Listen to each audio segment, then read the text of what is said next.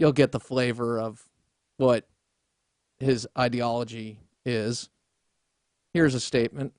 Take a listen and a look. Courtesy Newsbusters. They're awesome. Roll it. I think not raising the minimum wage is a racist policy. Standing up, making the case that people of color in this country do not deserve a living wage is a racist policy. There's a lot of different ways to prove racism in America. Race is an element when it comes to income and opportunity in this country. You cannot deny that. And not raising the wage, the minimum wage, is every bit as racist as comments made by Cliven Bundy and Donald Sterling. It's just displayed in a different way. Really? Wait a second. Really?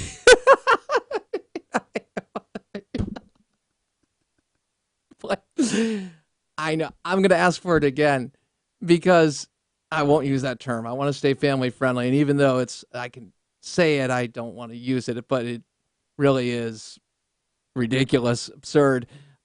But understand this is the thrust of a lot of arguments made by the left when it comes to economics. And it's terribly patronizing. It's terribly insulting to someone who happens to be of color or not of color. Really, I don't ever want to talk to a color block of folks because that would not recognize what God has done for us and each and every one of us and made us unique. But I will unite with people of color and not of color when I hear some racist bigot, some moron espouse something that is prejudice, racist.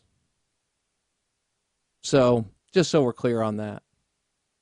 Now, do we have Ed ready to go? Because he's got to get this out. This is the proper reaction to this. Laughter. Roll it. I think not raising the minimum wage is a racist policy. Standing up, making the case that people of color in this country do not deserve a living wage is a racist policy. There's a lot of different ways to prove racism in America. Race is an element when it comes to income and opportunity in this country. You cannot deny that. And not raising the wage, the minimum wage, is every bit as racist as comments made by Cliven Bundy and Donald Sterling. It's just displayed in a different way. I hope it did. Yeah. Now, look, I make this point pretty much every show. No, I'm not going to talk about the idiot squad with the Westboro Baptist nut bars or the KKK and the NAACP was going to give that guy an award.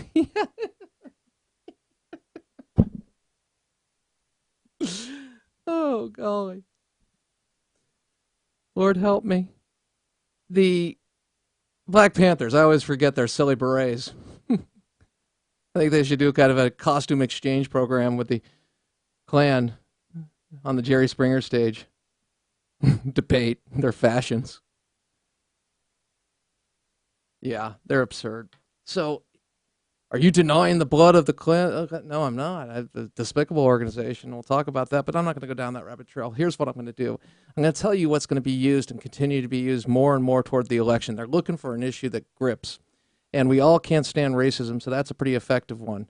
See, the problem is how dangerous, incendiary, the likes of Ed Schultz are, because obviously, if we go along the line of race, we go disproportionately, it impacts minorities more than anybody else when you raise the minimum wage because you tax people out of work and low-skilled, unskilled labor, which has to do more with anything, not color. It has to do with family and out-of-wedlock birth, etc. So, in discussing those things. Now, there'll always be some moron looking to jackpot somebody for telling the truth about these things and not going to race, but making it about race because that's all they have. That's how pathetic they are. They have to go to race. They don't really have an economic argument because they realize that the more they talk about economics and what the government has done with incentivizing dependence and penalizing people from moving away from government because they won't make as much, they realize that they're compassion has actually landed people into a dependent relationship, and then we can go to the statism and God and how that works. And I want everybody to use their godly gifts and be free to do it. And I want people to receive aid, but not to be incentivized to dependence on that aid. And I want people to be able to choose where they go to schools, despite what the unions have to say about that. Competition does work. We all have to deal with it. Certainly in media, you do.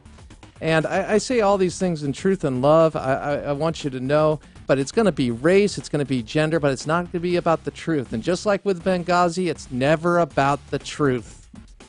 And at some point, when you're looking at what's happening right now, you're going to realize how absurd it is not to reject what you are hearing from the left, because it's exactly what got us here. And you're also going to realize how important it is for a government to be honest with its people. Otherwise, what you turn into is a constitutional republic, no, a banana republic in the end. We're not a mere democracy. We're a constitutional republic. Understand that. Crane Durham's Nothing But Truth, AFR Talk.